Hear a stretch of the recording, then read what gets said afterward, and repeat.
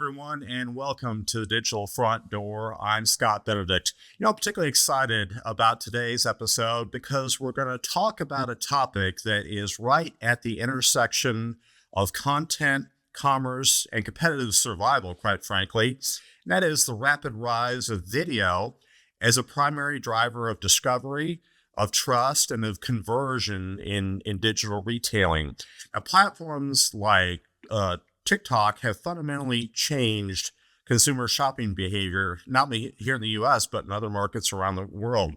In fact, TikTok Shop generated more than $500 million in revenue here in the US alone over this past Thanksgiving holiday weekend, proving that video is no longer just influencing commerce. I would argue it is commerce. It's certainly a big component of it. But here's the hard truth. A lot of retailers and a lot of brands just don't understand video, especially authentic user-generated video. And because of that, they risk becoming irrelevant to shoppers because increasingly shoppers gravitate towards platforms that feel faster, more human, more trustworthy than perhaps traditional e-commerce experiences. That's part of the reason why I'm excited to welcome Ajay, who is the co-founder and CEO of Vyrill, a video intelligence platform that's helping brands and retailers unlock the value of video commerce at scale. Many companies know that video sells. About 95% of video content remains, though, unsearchable, unstructured, and underutilized. And one of the great things I think you'll hear from Ajay today is Vyrill is involved in solving that problem by combining AI-powered video search, some deep analytics capabilities, and shoppable experiences that are transforming video from a marketing expense to truly a measurable and optimized revenue engine. So Ajay, welcome and thank you for joining us today. Thank you, and thanks for that great introduction as well on the topic. I really appreciate it. And so thanks for having me. Absolutely, and I'm excited. And I thought maybe we would start today kind of with the founding vision that you and the team at Vyrill have had. And I'm curious, what was the original insight that led you and the team to kind of launch Vyrill? And perhaps as a component of that, how much did the explosive growth of platforms like TikTok Shop validate your original concept, your original thesis behind the business, that video would become such an incredibly important part of digital commerce? Yeah, so Scott, first of all, just a quick intro for the audience, just on my background. I've been in e-commerce for about 22 years now. Previously built and sold a mobile shopping app company before. So I've been in the space for a long time. So I'm a very keen observer of shoppers and consumers. And so what happened was about 4.5 years ago, just around the time frame around COVID, I began noticing that a lot of shoppers were on their phones. And it actually started with my family. I have a lot of nephews and nieces, and they're always on their phone. And when they're always watching video.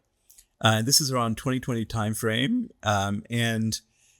What I quickly realized, I started speaking with them and quickly realized that they were like, so I asked them, I said, how much time do you spend on an average day watching video? And in 2020, YouTube had been around for 15 years. Instagram had just introduced short form video for the first time around 2019.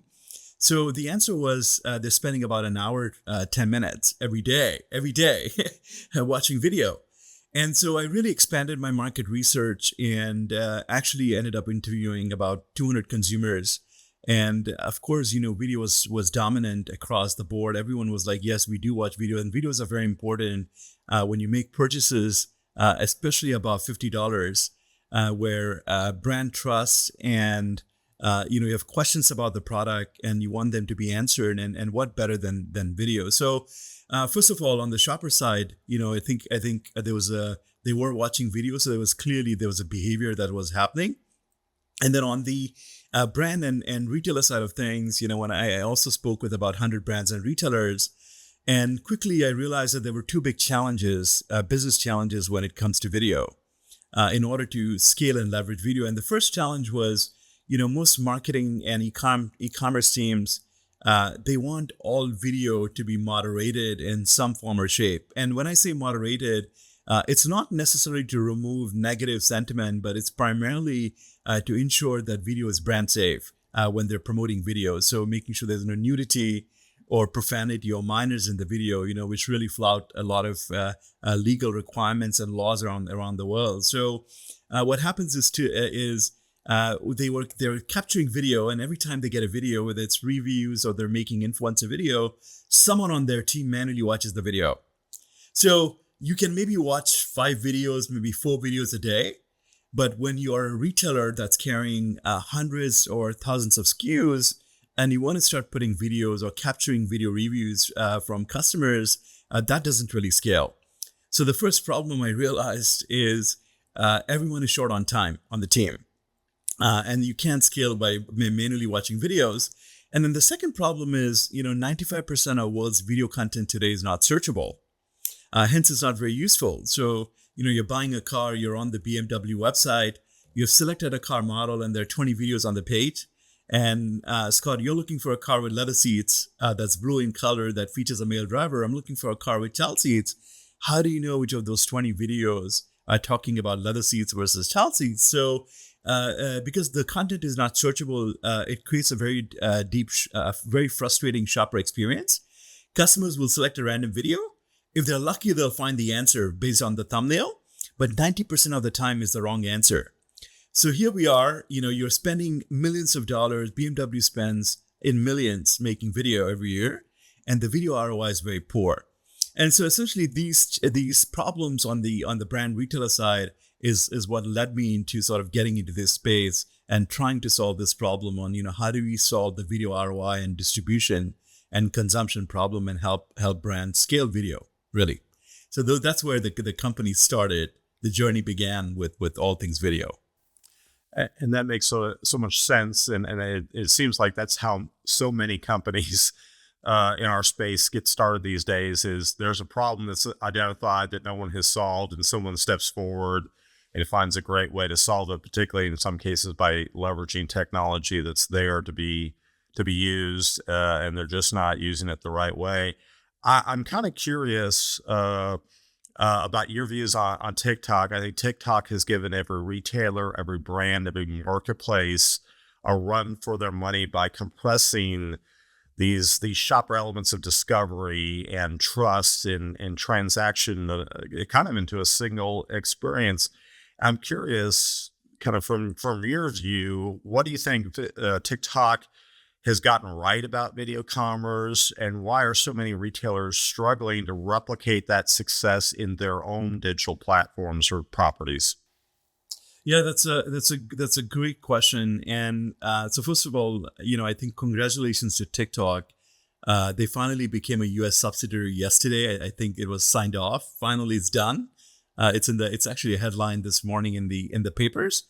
But that aside, I think what TikTok got it right, and they got it right in 2 years or 3 years. That's a very short time to get 1 billion people on your platform and get them and make it very sticky. So I think there's 3 key elements to TikTok. First, TikTok has done a phenomenal job in understanding video, what's inside the video. And because they understand what's inside the video, they're able to create the best personalized, very sticky video experience when you land on TikTok and you open your TikTok app. And what I mean by that is it surfaces the most relevant content on your phone, on your device, based on a number of different signals, whether what's happening in the market versus what you browsed in the past, or what you loved, or what you clicked and what you selected. So I think the first thing is, I got to applaud TikTok for getting the algorithm right on how they surface the right video at the right time at the right place, right? So that's the first thing. The second thing is, I think they really understood that people have short attention spans. And so TikTok is a platform, right? I think it's short form video primarily. In fact, videos on TikTok are and even now are, I would say 99% of the content is less than 3 minutes long, or even shorter. I would say it's actually less than a minute, right? And so they got that right, which is, customers don't have to time to watch an entire 30-minute video. And if you're able to get the customer's attention in a minute long video in the first 3 seconds, you've got the customer, and they got it right. That's the second part. They got it right. The third part, and I believe this is the most important part for why other brands and retailers or other platforms didn't get it right, and they did it, was TikTok has always focused on authentic, relevant, fun, entertaining content, short form video, meaning essentially user generated video content. And really that gets to the bottom of shopper behaviors, which is people like to see other people shopping or buying or browsing or watching or creating, then have a brand tell them what's right or wrong and what they should be considering for their purchase. So TikTok really got the authenticity part really well, and they got it right. And I would say from day one, 90% of TikTok content before they got into the whole advertising space was primarily authentic video, user-generated video content. And people love, and I think as humans, we're very creative. We think out of the box. And to be able to wake up every morning and see a creator putting something new, something different, it gets your attention. Essentially, it's not boring anymore, right? And I think this is an area where I think even other social media platforms like YouTube, even though YouTube has been around for 15 years, they have not been able to. They've not done a phenomenal job beyond their advertising model to really build a YouTube shop, right? They could have done that, but they didn't. And again, all these factors, short form video, lack of authentic content, or being able to find and serve authentic content has played a big role. And this is something that, so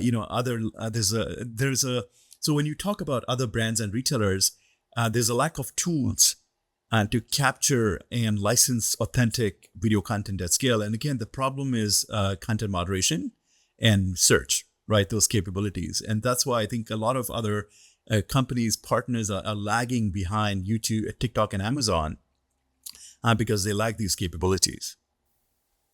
Yeah, and I want to go maybe a level deeper on that, because I think that's, as I've learned from you and others in the space about really some of the powerful value of video, is that a number of these platforms, including YouTube, including Instagram, the content is powerful, but it's largely unsearchable, either in the broader context or for specific elements like you were referencing earlier.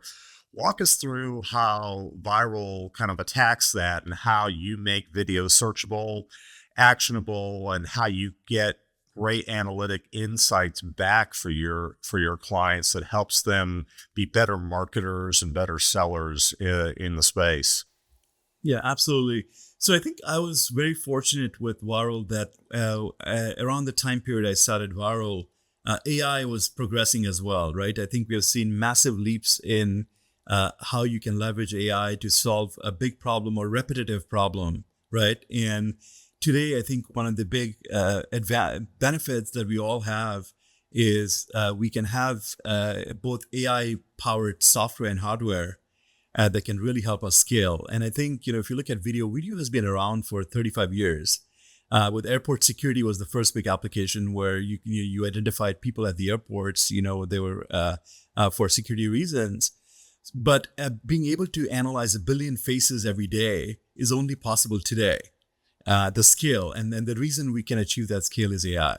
This was not possible even 5 years ago, right? So first of all, I think my timing was very good in terms of founding the company. So coming back to your question, our superpower is video search. So I realized that content moderation was the big problem that Vyrill was really trying to solve. And so we're one of the few companies in the world that can analyze the video text, audio, images, and transcription in 21 dimensions. So we analyze the video for sentiment, topic, scene, demographic, diversity, brand safety, product safety, trends, keywords, engagement, object recognition, color recognition, and so on. And we make the video searchable inside out. So we make the audio track searchable. We make the image track, the background in the video searchable. We make the text in the video searchable as well. And it's really this capability to be able to moderate the video. So, for example, you can say, hey, show me videos on the Vyrill platform that don't have any nudity in the video, that doesn't mention the word Amazon if you're TikTok. And we want to make sure that there is no unlicensed content or unlicensed music in the background in the video, right? So Vyrill is able to essentially moderate those videos and surface the right content for the right brand or retailer, depending on their preferences and priorities. So this capability is what powers, and we're able to make all the video searchable with all these dimensions. So this capability is what really powers our platform. So we powered the 4 C's of commerce.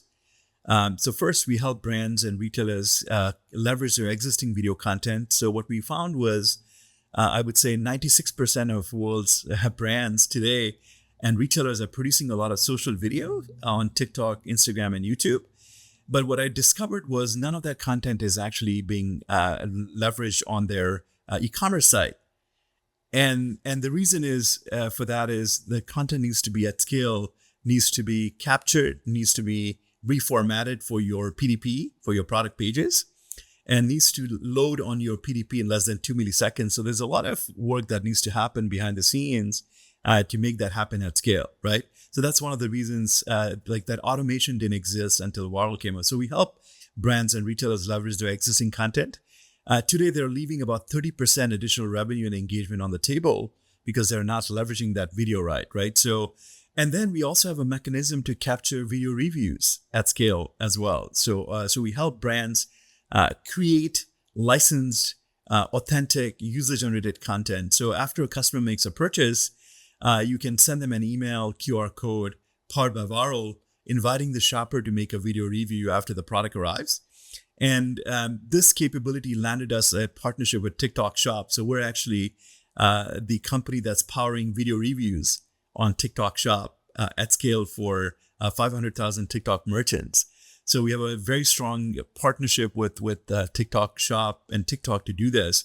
So first is capturing video or capturing video reviews. Second is curating that video content so brands can build their own filters. For example, TikTok Shop has its filter where, you can't have nudity, minors, profanity, can't mention the word Amazon in the videos or certain keywords, right, for competitive reasons and so on. So we're able to rate, rank, and analyze all the content at SKU level and offer insights to TikTok sellers or brands and retailers. We then power the 3rd C, which is for non-TikTok Shop customers. If you're a big retailer, we can now enable product discovery with video. So, we all on a retail website, you're always there with some intent. You're looking to buy perhaps headsets. I'm looking for a Bose headset. So the first thing you do is you type the keyword Bose headset on Amazon, and imagine, or any retailer website, and imagine now being able to surface the review, the clip that's talking about the headset and why the shopper loves it.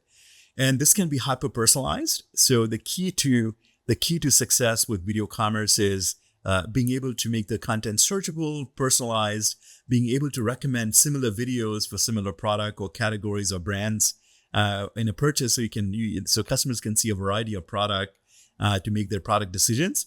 Being able to see the product in action is very important. That's why video works. You can see the product, the person, the emotions, and then of course you can buy now from the video with a Vyrill experience. And also the other big problem now is SEO and GEO. GEO is, the capability to bring surface video content in ChatGPT. So that requires ChatGPT to really know what's in the video. So all these capabilities we're a one-stop platform to essentially enable all these capabilities for all things video. And that's really what makes Vyrill very special and unique and different. Yeah.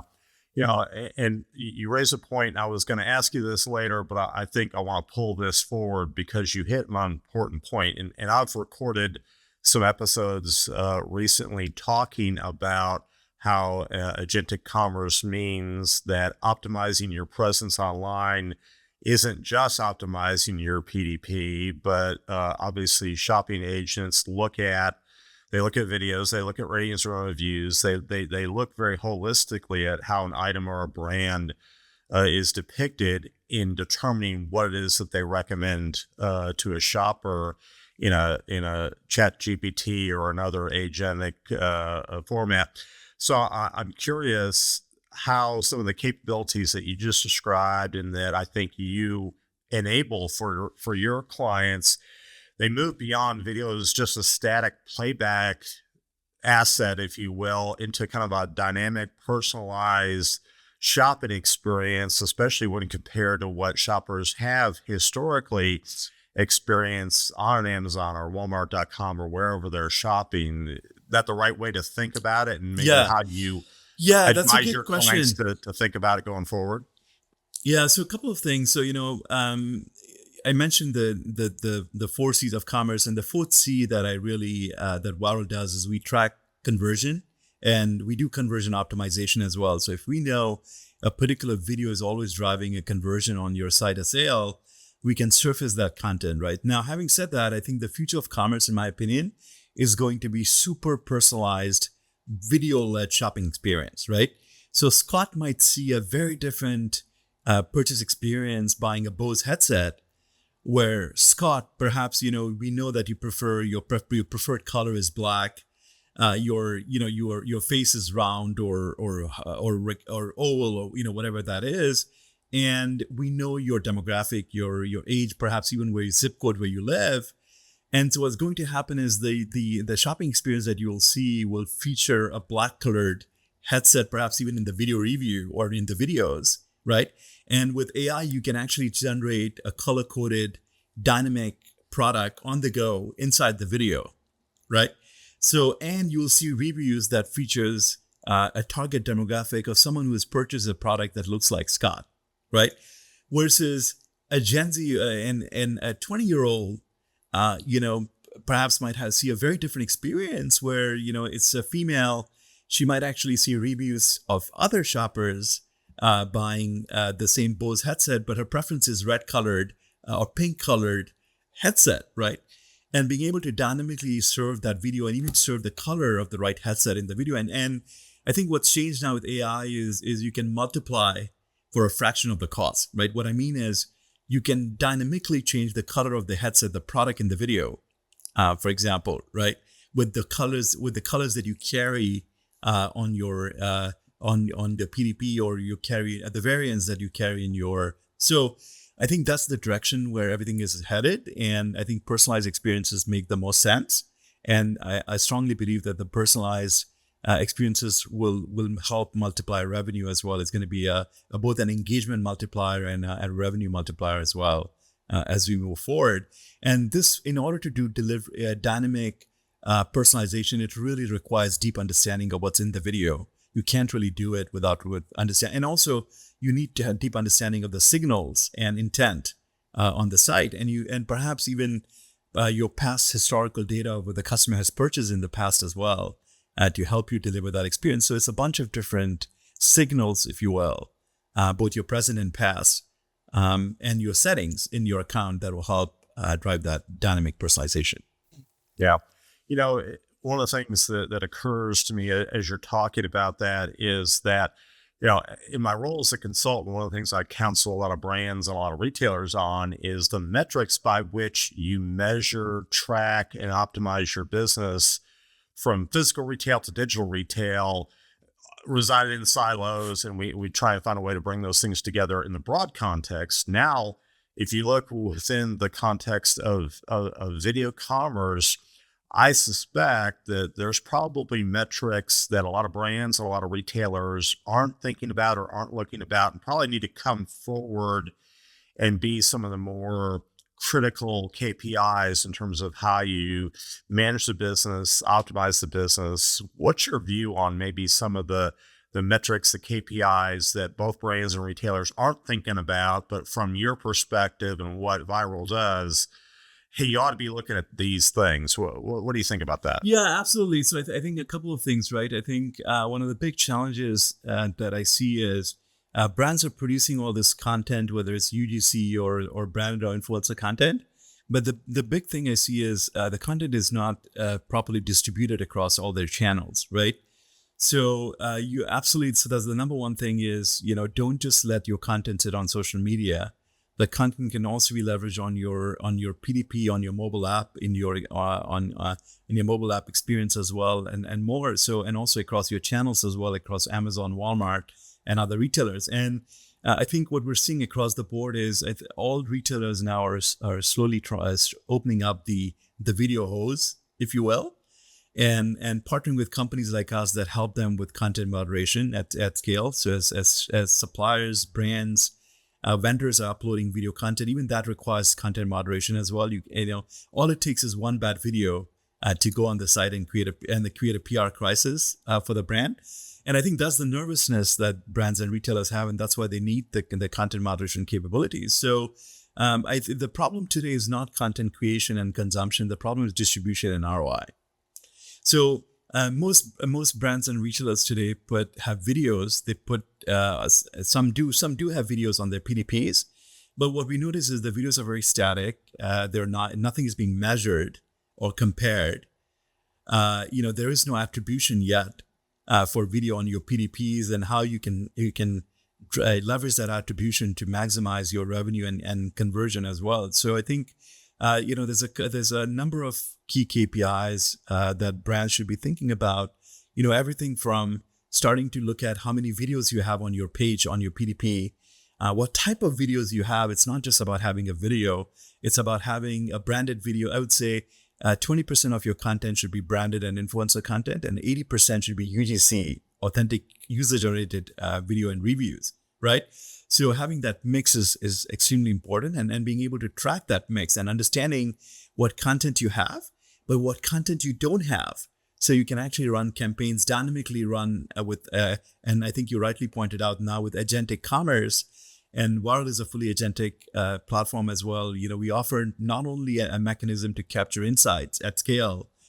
We have an Ask Vyrill agent to do that. We also have a shopper agent as well for customers to ask questions as well on your e-commerce site. So I would say, starting to track your content, what you have, what you don't have, starting to measure your full attribution on your page, everything from engagement with your different videos, and what video is ultimately improving your GMV and improving your AOV, and all the key parameters that e-commerce companies are already tracking, but you need to bring video in the mix to do all that, and to be able to optimize that as well. And I think you'd be surprised how quickly you can learn a lot from video, because video is very multidimensional. So you can quickly understand what from video engagement, what videos are really performing really well, and so what type of video you should. And of course, this varies by category as well. So for example, in the beauty category, reviews, unboxing videos, how-to videos do really well. But in the automotive category, it's usually infomercial of the car, because car is a very rich feature product. A review from an expert such as a dealer talking about why the car is amazing, and of course having reviews from customers on why they purchased the car can also be very helpful, right? So all of this, I think ultimately all of this together is going to help you drive that. And I think to TikTok and Amazon's credit, even Amazon now has in my math, they have more than 250 million videos now on their PDPs. And if you look at the new Amazon experience, and when I say new, I mean the video-led experience. Amazon is leading every PDP page with video now. I believe that the future of commerce is video. Is just going to start and end with video. Period. Yeah. And it's interesting because so much of what we talk about on this show is omni-channel related, and the fact that digital influence doesn't just happen in the context of e-commerce. It happens in physical stores as well.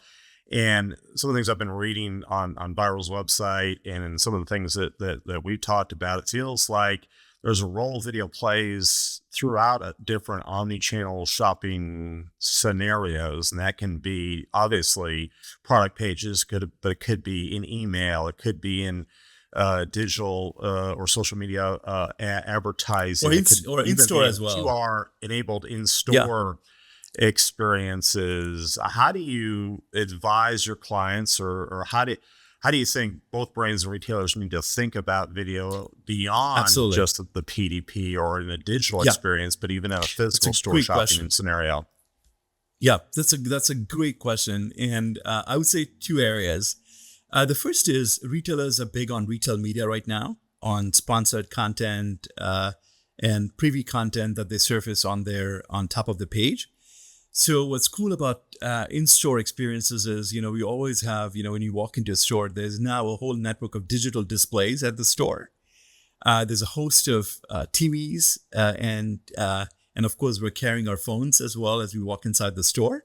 So I would say these are all the different touch points inside the store where you can influence the shopping behavior, right? Whether it's on the digital display, it might be some fun video, for a review from a customer that's just playing for a number of products in a loop, or perhaps new products that were just introduced in the store. And, I think what's interesting is, and for me, this is always the case, whether I'm walking into a Target or Home Depot or even maybe even a luxury store, I'm lost. The first question I ask myself is, where do I go? Where do I begin?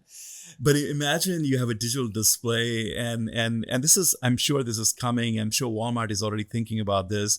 Is you enter the Walmart store, and if today we have Walmart greeters who greet people and say hello, imagine having a digital display that greets you, personalized, quickly scans your face, and says, "Hey, looks like you're back in to buy toilet paper, and this is you should be moving left or right for your purchase." Or you could even speak to a digital display and say, "Hey, where can I find? I'm looking for Halloween is coming up. I need to pick up Halloween gear." Right. So first, I think the use of digital displays is going to evolve, in my opinion, for in-store shopping experiences. The second is delivering retail media inside the store, both, as you're walking around, we always, everyone is opening their phone now and they're doing comparison shopping. I mean, I think, people will not admit, but, you see a lot of people actually then looking back on their Amazon Prime account and seeing and doing price comparison, right?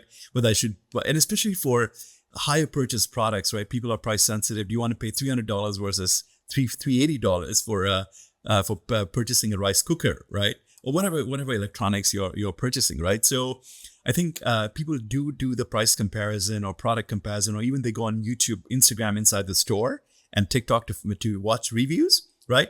So what if the reviews were enabled from the SKU itself? Like you pick up that product and you scan the QR code with your Target app, or the barcode on the product. It doesn't even have to be a QR code. And Target opens up and says, "Hey, would you like to see reviews, unboxing videos for this product?" Right? So I think there's a massive opportunity for retailers to bring that experience on your mobile device inside the store. And I think, something that has been replicated really well is airlines. You walk into United and United invites you to connect your phone with their Wi-Fi. And guess what? They're delivering retail media. Essentially, they're delivering ads and sponsored content inside the flight, as you're flying across country, right? And they have your full attention. You're there, right? So I think similar experiences are evolving, and I believe will evolve in retail media as well, where you both between in-store screens and your phone, it's going to change how we shop inside stores as well. It's going to make it easier, in my opinion. And then, of course, I think last thing I would say is, self-checkout is being tested right now across the board. It's worked in some cases, it hasn't. Amazon tried it with Amazon Go, but for other reasons, it wasn't necessarily fraud. It was also that people love talking to someone at the cashier. They want to say hi I think we're social animals, right? I think that's where I strongly believe that as much as there's robots and everything, the human interactions will never go away. That's what makes us human. Yeah. It's so funny because there's been entire Saturday Night Live skits about Amazon Go and the concept of checking out in that kind of a fashion. It's funny to go back and look at that, but it makes me kind of think about maybe the last point I wanted to touch on with you is there's so much change going on in our industry right now that a lot of our focus is in the here and now and in the moment, about making sure, whether we're a brand or a retailer, that we're taking advantage of the opportunities that are right in front of us. But I wonder if you ever have a moment to kind of step back and look forward, based on how you see things evolving from your perspective. Next 3 to 5 years, what are the brands and retailers? What are the tendencies that you see from your view and from the view of Vyrill that are really going to be the winner? What's going to separate the winners and losers, I guess, is the way I want to frame the question, in terms of companies that are ready to embrace the customer the way that they want to shop and with the tools that they want to shop with. What do you think separates winners from losers in that scenario as we look forward into the future? That's a great question. And in fact, I think even as we're speaking, I think the winners and losers are sorting out, right? I mean, Saks just filed for bankruptcy last week, Saks Fifth Avenue. And so if you look at I would say that between the winners and losers is everything from, I think the winners are going to optimize and personalize the shopper journey from all the way from product discovery, whether you're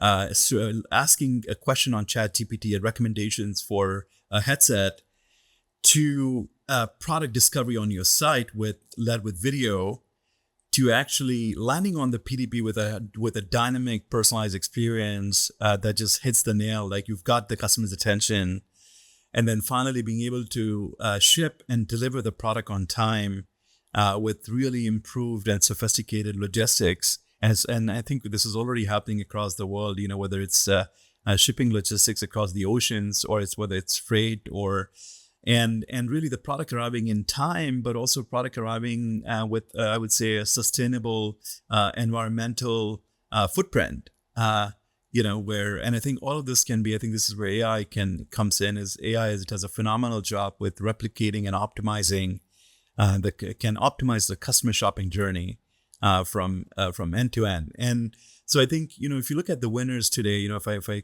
consider, TikTok Shop as a winner, I mean, TikTok Shop, as I understand, is going to do about 20 billion in sales.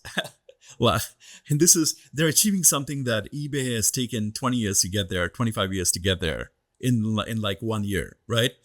And so, I think they get it right. I mean, they get all these touch points right? And, whether it's fortunate or unfortunate, it is the algorithm that drives that ultimately is going to drive the purchase, if you will, with all the signals, being able to capture all the signals around the shopper to deliver the right experience, right? And the challenges, I would say, is the winners are moving fast. They're not taking 3 years to try something out. I mean, it's like we work with many brands and retailers, and I think there has to be a mindset. It's not just simply AI and product and optimizing experiences. Across the organization, there has to be a mindset of being able to test quickly, test fast, prove whether it works or not, and move quickly into production and test. And I think that, I think retailers, and I think I see this across even, I would say all brands and retailers, is they're looking for the perfect experience. And it's not about the perfect experience, it's getting out there faster, better, quicker. I mean, TikTok is continuously introducing new experiences every week, every month. Like, I monitor these platforms, and they're continuously testing, and the customer doesn't care, doesn't even remember the last shopper experience. I mean, Amazon is not perfect by any means at all. There's sort of a lot of noise on the PDP on Amazon, but they iterate. And so I strongly believe that there's, to your answer, it's not just about the tech and the AI, but it's the mindset of the culture that you create in the company across the board, to be able to test and iterate with AI tools is going to be the key to success as well. Yeah. Ajay, it's interesting. Every encounter I have with you, I learn something more, and I'm so grateful for you to take the time to join us today. And I think one of the things I'm taking away from our conversation is you're helping us kind of frame video as not just content. It is that, but it's really part of the infrastructure of modern commerce. And I think if our listeners take anything away from this, not only is TikTok a new channel, but it's also outdated some of the retail shopping experiences that are out there, and video as an element is really not optional anymore. It's part of how shoppers learn, validate, decide, and make informed decisions. And when video is shoppable, it's analyzable if you're the brand, and connected in the right ways, as you were mentioning, to the shopper journey, it really becomes a pretty powerful revenue driver for both a retailer and for a brand in ways that I think we collectively as an industry are just beginning to understand. And so I'm so grateful for the conversation.